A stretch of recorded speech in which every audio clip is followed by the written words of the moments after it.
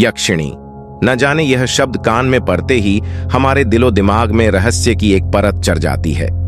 हम सोचने लगते हैं कि कौन है ये यक्षिणी, क्या है इनकी उत्पत्ति की कहानी, यक्षिणियां सच में होती है, क्या ये कोई देवी है जिनकी पूजा की जाती है। इस तरह के न जाने कितने ही प्रश्न मस्तिष्क में कौंध जाते हैं। साथियों, आज मैं आपके सारे शंकाओं का निराकरण करने वाला हूं, तो आइए वीडियो शुरू करते हैं। मानव सभ्यता के उत्पत्ति के बाद से ही हर इंसान, चाहे वो राजा हो, कोई साधु हो या तांत्रिक, प्रत्येक व्यक्ति को शक्ति चाहिए। शक्ति हमेशा से पूज्यनीय है, चाहे जैसी भी शक्ति हो, धन की शक्ति, जन की शक्ति, राज की शक्ति, ज्ञान की शक्ति, शारीरिक शक्ति इत्यादि। इनमें से सबसे प्रभावी धन की शक्ति है। जहां धन की शक्ति होगी वहां बाकी शक्तियां एकत्रित की जा सकती है। इन सभी शक्तियों की स्वामिनी यक्षिणियां होती है। यही कारण है कि चाहे राजा हो, आर्षि मुनि हो, तपस्वी हो या कोई साधारण मनुष्य, सभी यक्षिणियों की साधना करना चाहते हैं। हिंदू धर्म के मान्यता के अनुसार यक्षिणी देवी का रूप होती है, जिनके स्वामी कुबेर है। यक्षिणियों के उत्पत्ति की कहानी प्राचीन समय से मानी जाती है। जब भगवान शिव की पहली पत्नी माता सती के मृत्यु के पश्चात भगवान शिव गहरी समाधि में चले गए थे, तब बहुत समय पश्चात माता आदिशक्ति ने देवी पार्वती के रूप में जन्म लिया। देवी पार्वती जैसे जैसे बड़ी होती गई, उन्हें शिव के प्रति प्रेम होने लगा और वह भगवान शिव को पति रूप में पाने के लिए तपस्या करने लगी। एक समय एक पर्वतीय हिमखंड की गुफा में भगवान शिव समाधिस्थ थे तथा उस गुफा के बाहर माता पार्वती उनसे भेंट करने के लिए गुफा के बाहर बैठकर उनकी आराधना करने लगी। देवराज इंद्र के कहने पर कामदेव वहां पर पहुंचे और उन्होंने अपनी कामेच्छा ऊर्जा से परिपूर्ण एक बाण महादेव पर चलाया। यह बाण चलाने के लिए देवराज इंद्र ने ही कामदेव से कहा था, ताकि भगवान शिव की समाधि को भंग करके उन्हें सांसारिकता की तरफ लाया जा सके। लेकिन कामदेव ने इसी तरह का एक बाण माता पार्वती की तरफ भी चला देता है। कामदेव का यह मानना था कि उसके बाण से माता पार्वती में भी कामेच्छा बढ़ जाएगी और वह भगवान शिव को पाने के लिए अधिक प्रयास करेंगी। जब कामदेव ने कामेच्छा का बाण माता पार्वती की तरफ चलाया, तो उससे उनके माथे पर उनकी काम भावना के रूप में पसीना आने लगा। यह पसीना आदिशक्ति के ऊर्जा से परिपूर्ण था। इसलिए जब माता पार्वती ने अपने पसीने को हाथ से पोंछकर जमीन पर फेंका, तो वह अनेक बूंदों में विभाजित हो गया। देवी पार्वती के माथे के पसीने से जितने भी जल की बूंदें जमीन पर गिरी, उन सभी जल की बूंदों से यक्षिणियों का जन्म हुआ। स्वयं आदिशक्ति की ऊर्जा होने के कारण यक्षिणियां बहुत अधिक शक्तिशाली होती हैं। यक्षिणियों का जन्म माता के काम भाव से हुआ था, इसीलिए वो स्वभाव से ही कामुक और दिखने में अत्यंत आकर्षक होती है। अपने उसी कामुक स्वभाव के कारण उनसे एक गलती ये हो गई कि काम वेग में आकर वे अपने पास उपस्थित आर्षियों को छूने लगीं। तब आर्षियों ने क्रोध में आकर उन्हें श्राप दिया कि तुम लोग देवत्व से नीचे गिर जाओ। ऐसा ही हुआ। तब यक्षिणियों ने उनसे क्षमा याचना की, जिस पर उन आर्षियों ने कहा कि तुम सब तब तक देवत्व को प्राप्त नहीं कर सकती जब तक कोई साधक तुम्हें सिद्ध ना कर ले। तभी से वे यक्षिणियां इधर उधर भटकती हैं और ऐसे साधक को खोजती हैं जो उन्हें सिद्ध कर सके, ताकि वे पुनः देवत्व को प्राप्त कर सकें। माना जाता है कि रामायण काल में तारका नाम की राक्षसी वास्तव में एक यक्षिणी थी। रामायण के बाल कांड में 24वें एवं 25वें सर्ग में महर्षि विश्वामित्र श्री राम को बताते हैं, ब्रह्मा जी की तपस्या करके उनके आशीर्वाद से सुकेतु इस पुत्री को प्राप्त किए थे। तारका में 1000 हाथियों के बराबर बल था। तारका अत्यंत बलवान होने के साथ साथ सुंदर भी थी। इस कारण सुकेतु ने तारका का विवाह एक राक्षस जंभासुर के पुत्र सुंद से कर दिया था। चूंकि सुंद एक राक्षस था, इसलिए वह अर्षि मुनियों को सताया करता था, यज्ञ में बाधा पहुंचता था। उससे परेशान होकर महर्षि अगस्त्य ने सुंद को मार डाला।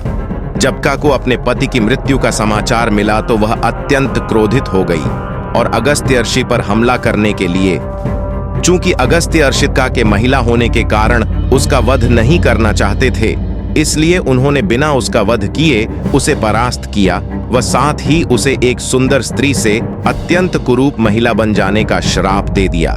तब से एक नरभक्षी कुरूप स्त्री बन गई। इसके अलावा महाभारत में भी यक्ष का उल्लेख मिलता है। जब पांडव अपने वनवास के दिनों में वन भटक रहे थे, तब एक दिन वे लोग जल की खोज कर रहे थे। युधिष्ठिर ने सबसे पहले सहदेव को भेजा। वह एक सरोवर के निकट पहुंचा और जैसे ही जल पीने के लिए झुका, उसे एक वाणी सुनाई दी। वह वाणी एक यक्ष की थी जो अपने प्रश्नों का उत्तर चाहता था। सहदेव ने वाणी को अनसुना कर पानी पी लिया और मारा गया। इसके बाद अन्य पांडव भाई भी आए और काल के गाल में समा गए। तब अंत में धर्मराज युधिष्ठिर आए और यक्ष के प्रश्नों के सही उत्तर दिए और अपने भाइयों को पुनः जीवित किया। यक्षिणियों के विषय में कहा गया है कि ये अत्यंत सुंदर और आकर्षक, मन को हरने वाली, काम क्रिया में निपुण, चंद्र की भांति उज्ज्वल, विजित करने वाली, किसी वस्तु को अदृश्य करने वाली, कान में आकर गुप्त बात बताने वाली, अन्न भंडार भरने वाली, धन वैभव से पूर्ण करने वाली, माया और तंत्र विद्या में पारंगत और मनुष्यों से कहीं अधिक शक्तिशाली होती है। यक्ष लोक को पृथ्वी से सबसे निकट माना गया है। यक्षिणियों को प्रसन्न करना अपेक्षाकृत अधिक सरल होता है। यक्षिणी साधना में साधक सिद्ध की हुई यक्षिणी से माता, बहन, प्रेमिका और पत्नी, इन 4 रूपों में कृपा प्राप्त कर सकता है। साधक की इच्छा अनुसार यक्षिणी इन्हीं 4 स्त्री के रूप में उसके साथ व्यवहार करती है। हालांकि यक्षिणी इतनी सुंदर और आकर्षक होती है कि अधिकतर साधक उन्हें प्रेमिका और पत्नी के रूप में ही पाने के लिए साधना करते हैं। हालांकि यदि साधक पहले से विवाहित हो तो प्रेमिका या पत्नी के रूप में यक्षिणी को सिद्ध करने पर उसे अपनी पत्नी का त्याग करना पड़ता। माता और बहन के रूप में यक्षिणी को सिद्ध करने पर ऐसी कोई बाध्यता नहीं है। यक्षिणी साधना के पहले कुबेर की साधना करना आवश्यक माना जाता है, क्योंकि सभी यक्षिणियां यक्षराज कुबेर के अधिपत्य में रहती हैं और बिना उनकी कृपा के यक्षिणियों को सिद्ध नहीं किया जा सकता। हालांकि कोई कायर या दुर्जन व्यक्ति यक्षिणियों को सिद्ध नहीं कर सकता। ये साधना अत्यंत कठिन होती है और यदि इसे गलत तरीके से किया गया तो यक्षिणियों की कृपा के स्थान पर उनके कोप का भाजन बनना पड़ता है। जीवन में रस, सौंदर्य, सुख, आनंद और सुरक्षा की आवश्यकता होती है। यक्षिणी साधना आपको ये सभी चीजें प्रदान कर सकती है।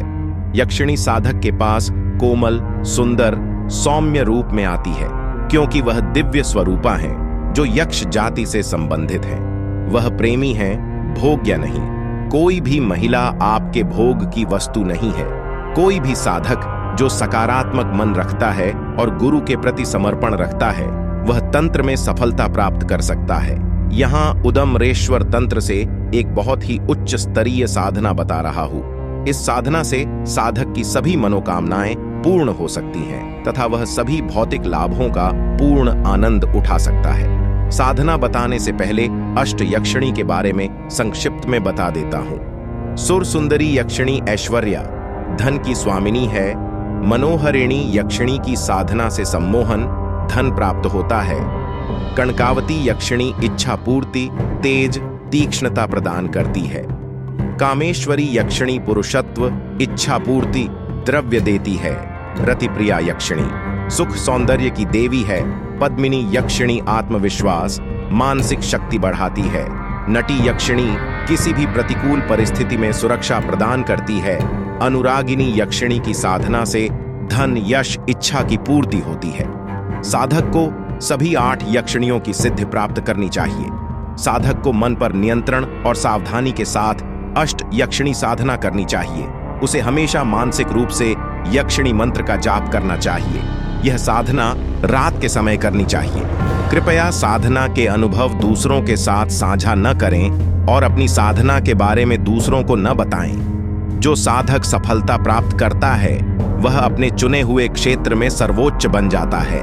उसे कभी हार का सामना नहीं करना पड़ता और वह अपने जीवन में सभी भौतिक सुखों और विलासिता का आनंद लेता है।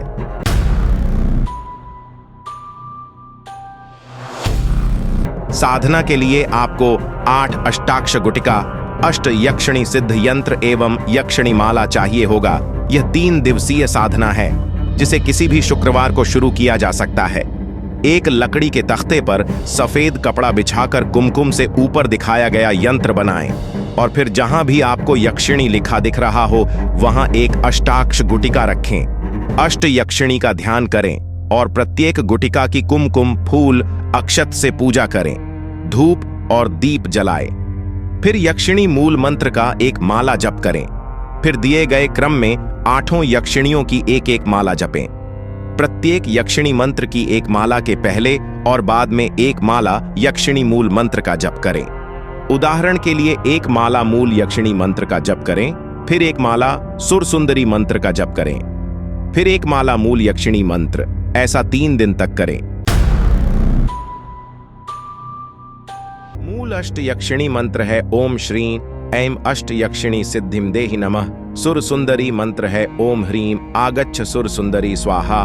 मनोहारिणी मंत्र है ओम ह्रीं आगच्छ आगच्छ मनोहरिणी स्वाहा। कणकावती मंत्र है ओम ह्रीं हूम रक्षा कर्माणि आगच्छ कणकवती स्वाहा। कामेश्वरी मंत्र है ओम क्रीं कामेश्वरी वश्य प्रियाय क्रीं। ओम रतिप्रिया मंत्र है ओम ह्रीं आगच्छ आगच्छ रतिप्रिय स्वाहा। पद्मिनी मंत्र है ओम ह्रीं आगच्छ आगच्छ पद्मिनी स्वाहा। नति मंत्र है ओम ह्रीं आगच्छ आगच्छ नति स्वाहा। अनुरागिनी मंत्र है ओम ह्रीं अनुरागिनी आगच्छ आगच्छ स्वाहा। मंत्र जप के बाद उसी साधना कक्ष में सो जाएं। अगले दिन उसी प्रकार साधना करें।